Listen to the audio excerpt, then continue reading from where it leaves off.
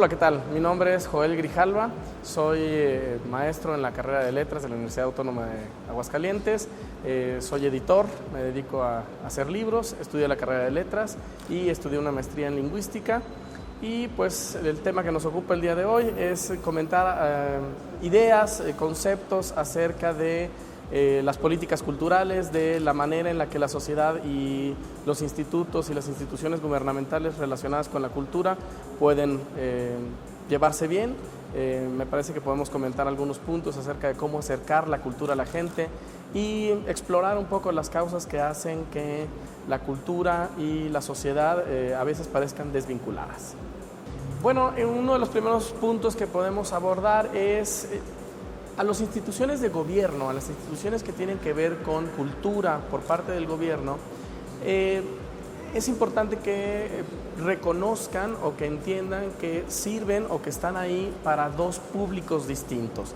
Por una parte, la misión de un instituto cultural, la misión de las instituciones culturales de gobierno es acercar a la gente, llevarle a la gente y hacerle cercana la cultura. La cultura es un término muy amplio y no voy a abordarlo, pero vamos a pensar que a las instituciones culturales les toca hacer que las personas tengan cerca, ya sea invitándolos a acudir a los espacios o llevándoles la cultura hacia ellos, y entonces que las personas puedan convivir, conocer y saber en qué consiste temas culturales, obras de teatro, la literatura, las artes plásticas. Entonces a los institutos de alguna manera les toca llevarle a la gente esto, acercarla, brindarle la mejor calidad posible en cuanto a eventos culturales. Pero por otro lado también tenemos un público muy importante que también deben atender los institutos culturales, que es la comunidad artística. Los artistas también necesitan un lugar y necesitan atención por parte de los institutos. Esta doble naturaleza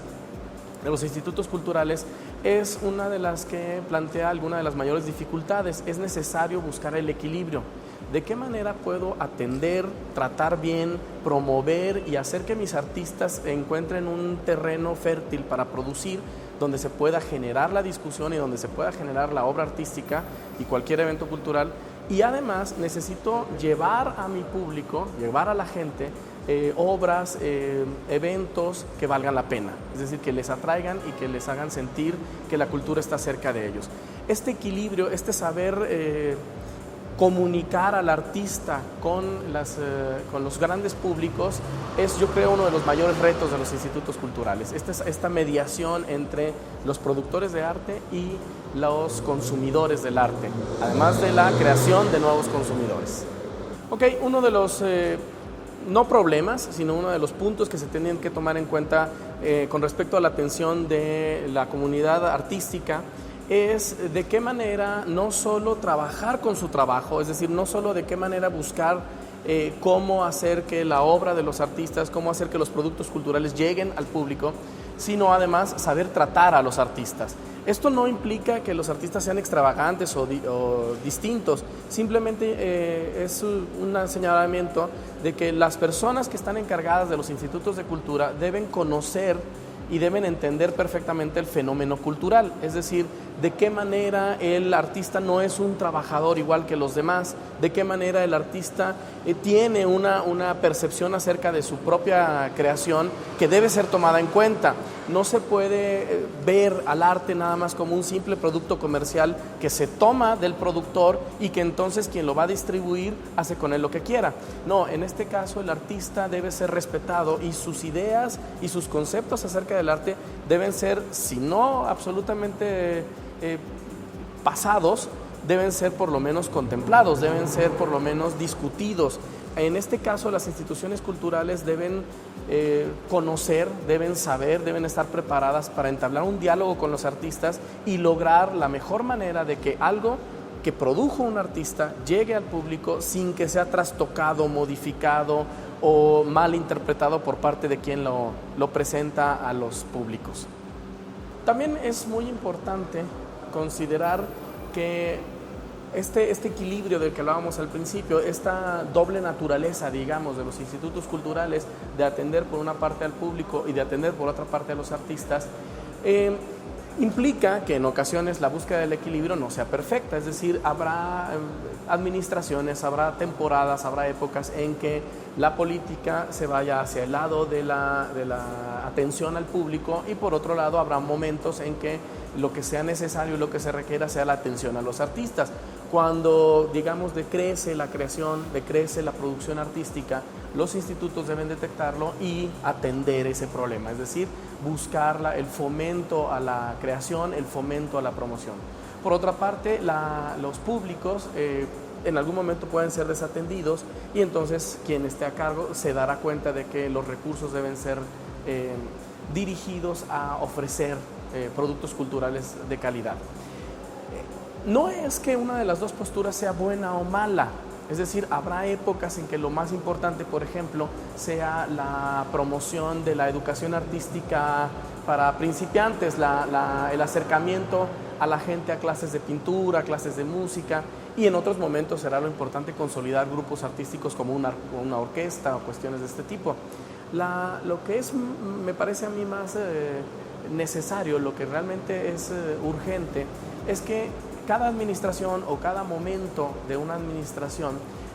deje claro cuál es el objetivo en ese momento. Es decir, seguramente cuando decrece la atención a los artistas habrá quien no esté de acuerdo, pero es mucho más difícil cuando no se tiene claro qué es lo que está intentando un instituto, una institución o el gobierno en general. Si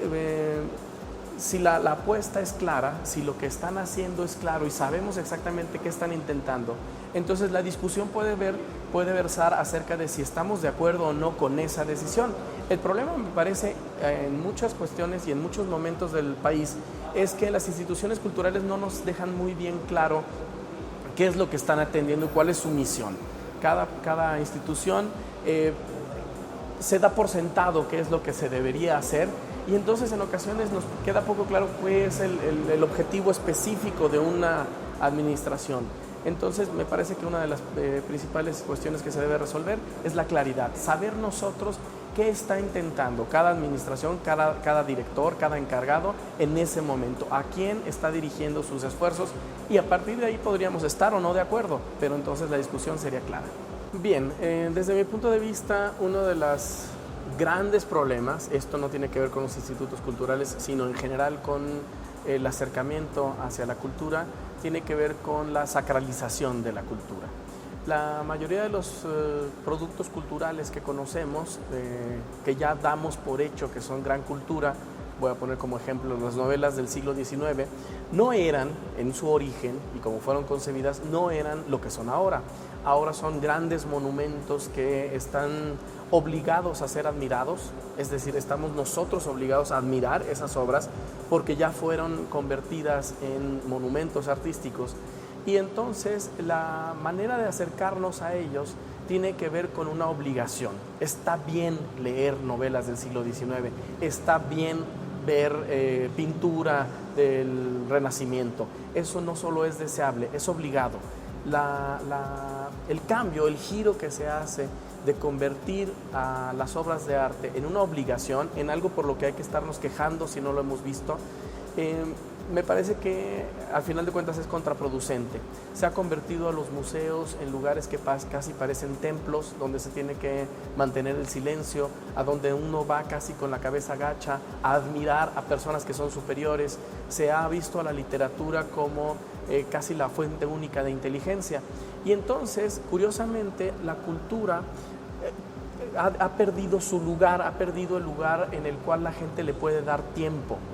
Actualmente la televisión está vista, y lleva mucho tiempo vista, como una mala manera de entretenerse. Sin embargo, recientemente la televisión ha generado sus propios códigos, y entonces tenemos ya series de televisión que son consideradas arte.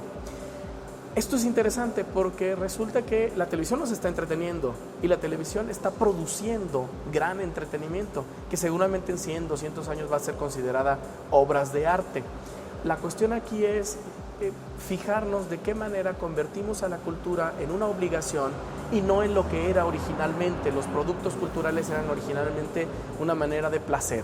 La gente se acercaba a la literatura por gusto. la gente ve o veía un cuadro por gusto, por el placer de observarlo.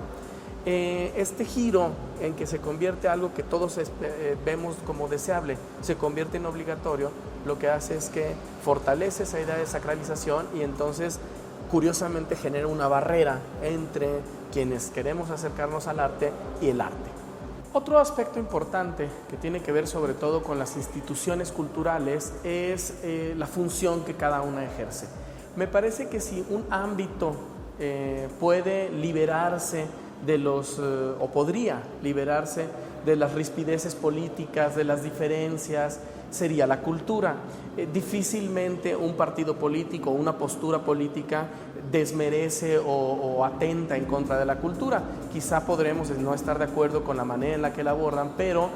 simple y sencillamente no pueden negarla y no pueden sustraerse al apoyo. Pueden disminuirlo, pueden aumentarlo, pero no pueden sustraerse a él. Por lo tanto, me parece que esta facilidad, esto que debería propiciar la cultura, que es la disminución de las rispideces, las personas dedicadas a cultura de preferencia no deberían estar involucradas en el combate político directo, aunque tengan sus posturas personales, implicaría que las instituciones de distintos niveles de gobierno se coordinaran. Es decir, me parece que si hay una fuente de oportunidad y algo enriquece con el hecho de tener institutos culturales estatales y municipales, así como las instituciones federales, es que lo que más se podría, es uno de los aspectos en donde mejor se podría trabajar en equipo. De ahí podría prevenir el ejemplo para enseñar cómo instituciones de distintos niveles de gobierno y de distintas posturas políticas podrían trabajar en conjunto. Me parece, por ejemplo, que no es deseable que los institutos se entorpezcan entre ellos y de hecho me parece que la cultura debería de tener una carencia de marca, no debería haber una marca, es decir, debería ser pocas veces firmado por un instituto lo que se produjo o lo que se logró. El fin de la cultura no es un fin promocional, el fin de la cultura no es un fin de obtención de votos. La cultura es una manera de hacer convivir a las personas con los grandes fenómenos de la cultura. Entonces me parece que los institutos podrían ser mucho más complementarios, mucho más colaboradores, podrían simple y sencillamente distribuirse perfectamente entre ellos las responsabilidades, atender cada quien a los públicos que entre ellos decidan y no esta sensación que se provoca a veces de que los institutos se pisan los talones y de que es necesario que se sepa quién de los institutos, quién de los niveles de gobierno logró o realizó las cosas. Entonces, pues me parece que la cultura es uno de los mejores ámbitos para enseñar que, aunque tengamos posturas distintas, se puede colaborar y se pueden lograr cosas en convivencia. Con respecto a lo que mencionábamos acerca de esta posibilidad de convivencia y de colaboración entre diversos niveles de gobierno en cuanto a instituciones culturales, una idea que me parece que podría ser explotada es que los institutos culturales, las instituciones dedicadas a la cultura, son unas buenas candidatas para impulsar esto que ya se viene haciendo recientemente, que es la transparencia. Si hay, me parece, un terreno ideal para comenzar con la transparencia, para lograr verdadera información acerca del gobierno y que no haya manera de tener sospechas acerca de la asignación y de los recursos, es la cultura. Y siento que la cultura difícilmente, los institutos culturales difícilmente se podrían negar a compartir su información. Hay pocas cosas, digamos, y hay pocos temas en el ámbito cultural que podrían considerarse información reservada e incluso me parece que las comunidades artísticas, que son comunidades pensantes, que son comunidades inteligentes, que son comunidades que saben exigir, estarían de acuerdo e impulsarían y motivarían y fomentarían que la transparencia fuera completa en las instituciones de cultura. Entonces, aunque lo deseable es que todos los niveles de gobierno, todas las